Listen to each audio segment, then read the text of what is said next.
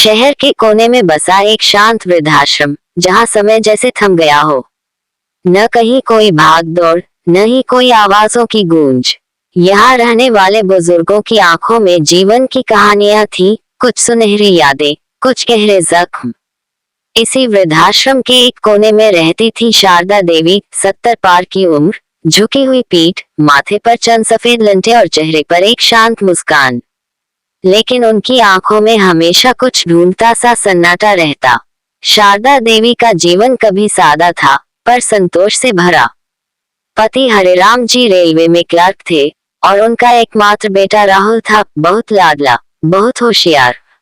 शारदा देवी ने अपना सारा जीवन राहुल की परवरिश में लगा दिया।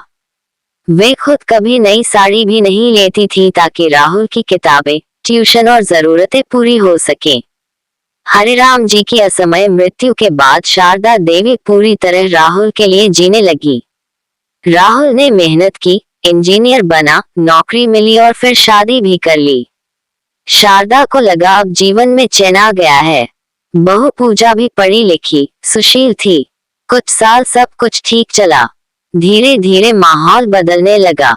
पूजा को शारदा की घरेलू आदतें खटकने लगी। राहुल ऑफिस में व्यस्त रहता और पूजा मोबाइल और सोशल मीडिया में।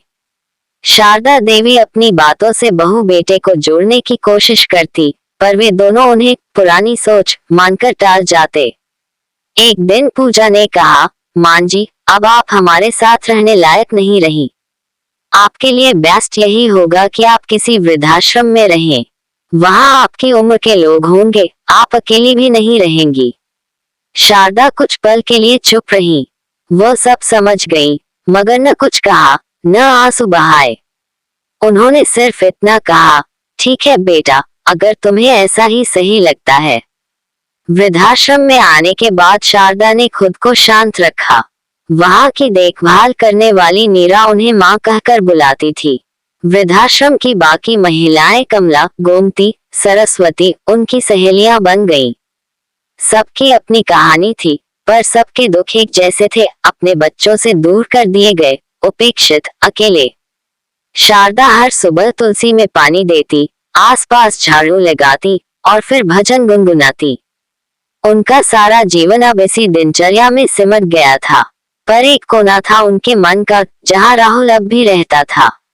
एक दिन वृद्धाश्रम में एक कार्यक्रम का आयोजन हुआ, मां दिवस। नीरा ने बताया कि बाहर से लोग आमंत्रित किए गए हैं, जो बुजुर्गों से मिलेंगे, उन्हें उपहार देंगे। कार्यक्रम के दौरान कई युवा आए, बुजुर्गों से मिले, कोई माला पहनाता, कोई पैर छूता, कोई मिठाई खिलाता। शारदा एक कोने में बैठी थी, जब अचानक उनकी नजर एक युवक पर पड़ी। उसके हाव भाव, चाल और आंखें कुछ जानी पहचानी थी। शारदा उठी, धीरे धीरे उसके पास गई और कहा, बेटा, तुम्हारा नाम क्या है? युवक चौंका, राहुल। मैं राहुल नहीं हूँ, पर मेरी माँ का नाम शारदा ही है। शारदा चुप रही, आंखों में हल्की नमी आ गई। उन्होंने सिर पर हाथ रखा और बोली, खुश रहो बेटा। उस रात शारदा देर तक जागती रही। राहुल को याद करते हुए उन्होंने अपनी डायरी में लिखा, बेटा, जिस दिन तू मुझे छोड़कर आया, उस दिन मेरी उम्र नहीं, मेरा विश्वास भी टूट गया। मैं आज भी तुझे दोष नहीं देती, शायद तेरे पास समय नहीं या फिर भावना नहीं, पर तू जब भी माँ शब्द बोले, मेरी याद जरूर आएगी। नीरा ने जब डायरी पढ़ी, वह रो पड़ी। उसने निर्णय लिया, राहुल को पत्र भेजेगी। 2 हफ्ते बाद एक कार वृद्धाश्रम के सामने आकर रुकी। पूजा और राहुल उतरे। उनके साथ एक 6 साल की बच्ची थी, अन्वी। राहुल ने आते ही नीरा से माँ का हाल पूछा। वह शारदा के कमरे में गए। माँ चारपाई पर बैठी थी, थोड़ा बीमार लग रही थी। राहुल ने हाथ जोड़े, माँ, मुझे माफ कर दो। मैंने बहुत बड़ा पाप किया। आज जब मेरी बेटी मुझसे दूर जाने लगी, तो समझ में आया माँ क्या होती है। शारदा की आंखें भर आई।